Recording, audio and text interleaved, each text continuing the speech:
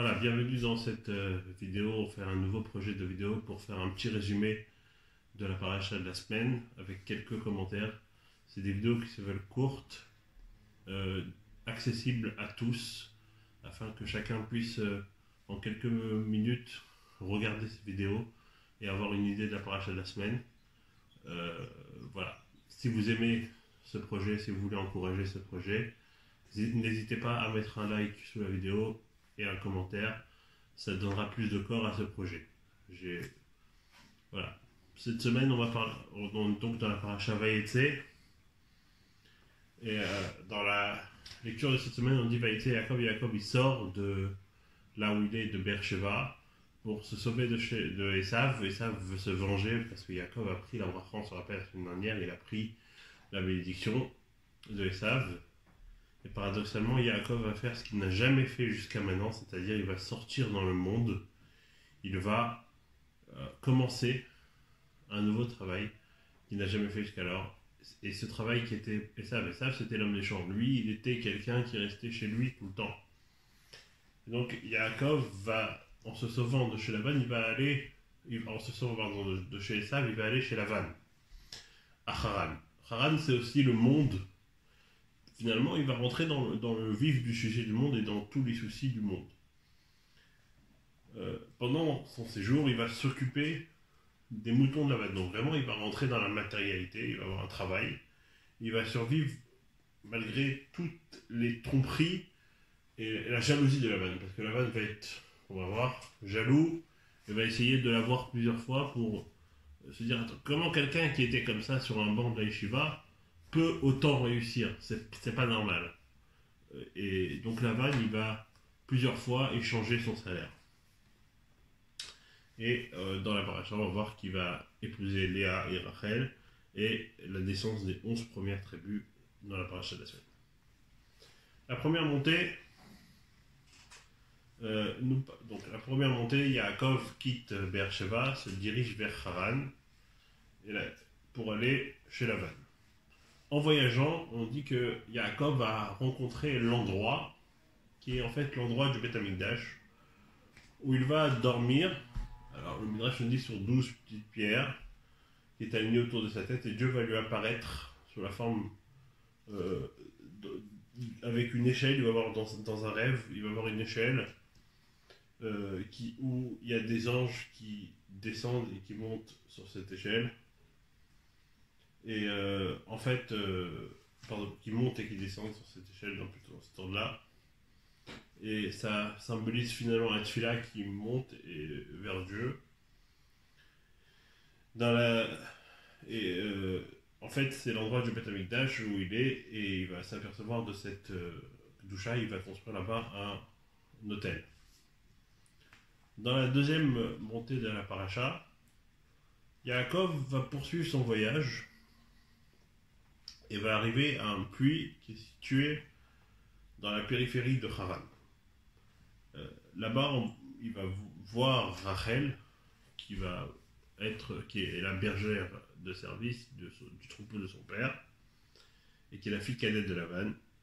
Et elle va arriver avec ses moutons. Elle va attendre comme ça devant le puits.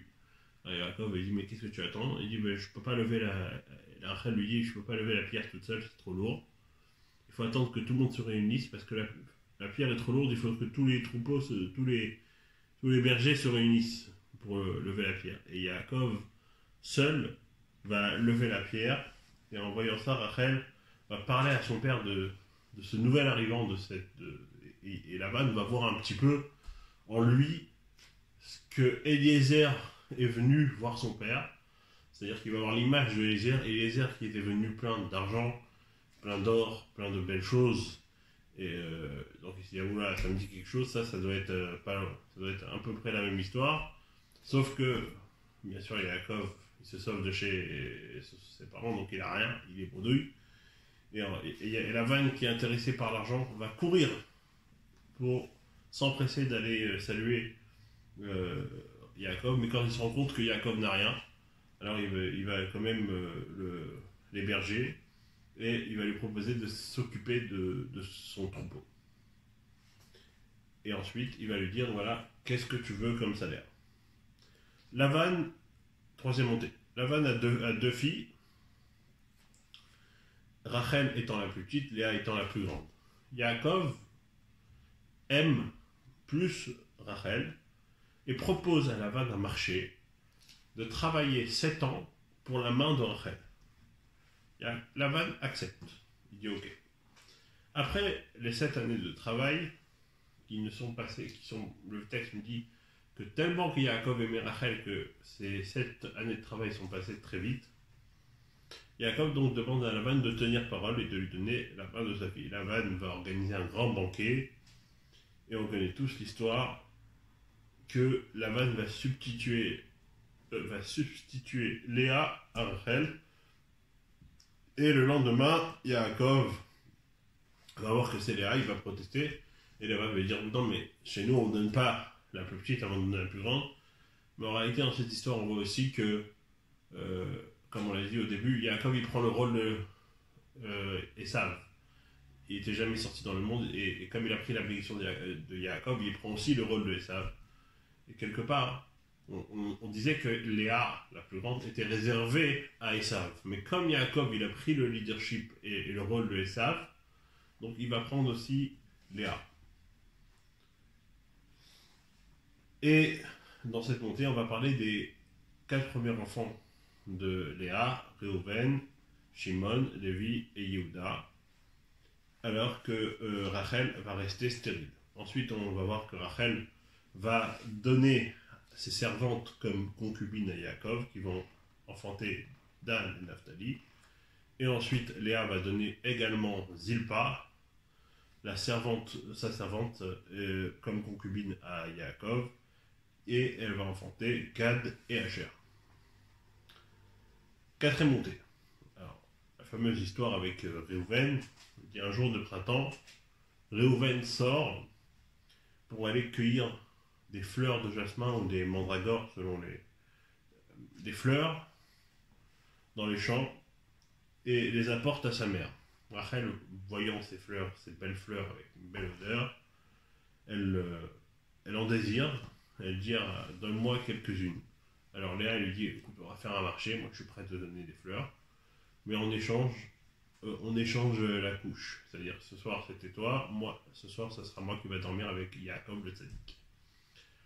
Rachel accepte, en échange des fleurs, de donner sa couche à sa sœur. Et la ténacité et le dévouement de Léa va être récompensé. Elle va avoir 2 fils, Issachar et Zebulun, et une fille, Dina, que selon le commentaire on dit qu'en fait elle aurait dû avoir un garçon, mais elle s'est dit Dana Din Beatzma, Léa, elle s'est jugée en se disant c'est pas possible. Elle savait, les Ibot, elles étaient prophétesses, elles savaient qu'elles allaient avoir 12 tribus, mais elle s'est dit c'est pas possible que ma sœur va avoir moins qu'une servante, et donc elle a prié pour que ça soit une fille. Et donc enfin Rachel, à la fin de cette montée, on va parler qu'elle va donner naissance enfin à Yosef. Et ensuite, à ce moment-là, Yaakov va demander à Lavan la permission de prendre ses femmes, ses enfants, de retourner en terre de Canaan, mais Lavan fait remarquer que ses divinations lui révèlent que sa grande richesse et que ses bénédictions sont dues à la présence de Yaakov chez lui. Et donc il veut que Yaakov reste, parce qu'il sait que c'est lui qui apporte la bracha. 5e montée. Donc, comme Lavan il veut qu'il reste, donc il lui dit voilà, écoute, tu vas pas rester gratuitement, donne-moi ton salaire et je te donnerai. Yaakov propose que tous les moutons qui seraient striés et tachetés et qui naîtront à l'avenir seront les moutons de Lavan. En retour, Yaakov lui continuera à s'occuper des troupeaux de Lavan. Et Lavan, il va faire quelque chose, il va retirer immédiatement tous les moutons tachetés et striés, afin que c'est impossible qu'il y ait d'autres moutons tachetés et striés, parce que sinon, Yaakov il aurait une trop grande richesse. Oui, pardon, et donc, Yaakov va procéder ici à une sorte on va dire, de, de machination. Il va faire en sorte que il va mettre des poteaux qui sont rayés et il va faire en sorte que les animaux s'accoupent devant ces poteaux. Et en conséquence, les moutons donnent naissance à une progéniture qui va être rayée et tachetée. Donc on va voir que finalement, malgré l'entourloupe de, de la vanne, eh bien, Yaakov va réussir. Sixième montée.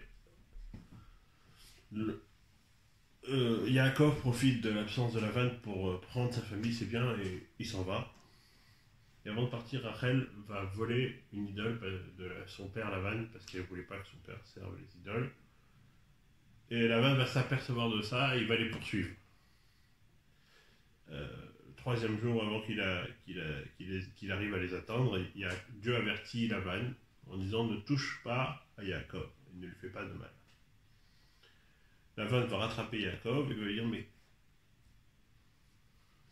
tes enfants sont mes enfants. Et pourquoi tu te sauves en deux mots? Et en fait, il dit à Yaakov, Lavan, c'est un peu l'homme moderne, celui qui veut qui est le paradoxe complètement à l'antithèse de Yaakov. Et il est en train de dire à Yaakov, tes enfants, c'est mes enfants, ça veut dire, sache que toi, tu veux que tes enfants grandissent dans un modèle. Mais c'est pas possible. On vit dans un monde trop moderne aujourd'hui. Et ce monde se modernise. Et c'est mon modèle qu'il faut suivre, et pas ton modèle. Donc tes enfants, ça peut être tes enfants, mais c'est moi, c'est mon modèle qui marche. Et c'est ça qu'il veut dire en fait à Yaakov. Et finalement, après il va chercher l'idole, et voilà, à la fin de la montée, on parle qu'il va chercher la fameuse idole que Rachel avait volée, mais il va pas la trouver. Septième montée. Voilà. Lavan et Yaakov vont conclure un traité de paix, finalement, trouver un chemin d'entente, et vont chacun ériger un monument de pierre. Et c'est là où on va voir les deux seuls mots dans la Torah qui vont être en araméen, Gal Shaduta. Et Lavan repart à Haran, et Yaakov poursuit son chemin pour entrer en terre de Canaan, et il va être accueilli par une délégation d'anges. Voilà. Donc finalement, la paracha, c'est une des premières parachutes, il y en a 6 qui nous parlent de la vie de Yaakov. Donc là, on est encore au tout début, même si on voit principalement une grande partie de la vie de Yaakov, ses enfants, etc., qui s'est très vite commencé dans cette paracha. On va faire un petit résumé rapide aussi de la Haftara. Dans la Haftara de la paracha Vaïtsé, à l'image de ce qui se passe dans la paracha,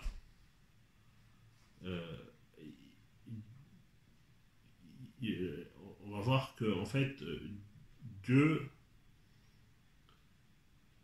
va comparer tout simplement les Juifs du royaume du Nord à un marchand malhonnête et fourbe tel que Lavan. Et en fait, ici dans cette Haftara, c'est un peu comme finalement le fait que Yaakov doit survivre à cette traque qui est criminelle de son frère Esav, et en même temps, il doit survivre aussi à tout ce qu'essaye de faire son beau-père Lavan. Et donc c'est un peu ça qui parle dans la paracha par rapport à ce royaume du Nord qui était un peu le royaume qui était contestataire, qui était représenté en particulier par la tribu Ephraïm, et qui a causé beaucoup de tort. Et comme dans d'autres prophéties, donc Dieu va désigner ce royaume du Nord par la tribu la plus nombreuse, la tribu d'Ephraïm. Et donc l'Haftara s'appelle Ve'amit Elohim, une très très belle Haftara. Voilà, je vous encourage à étudier pour plus dans les textes. Shabbat Shalom à tous, de bonnes nouvelles, qu'on se retrouve physiquement très bientôt.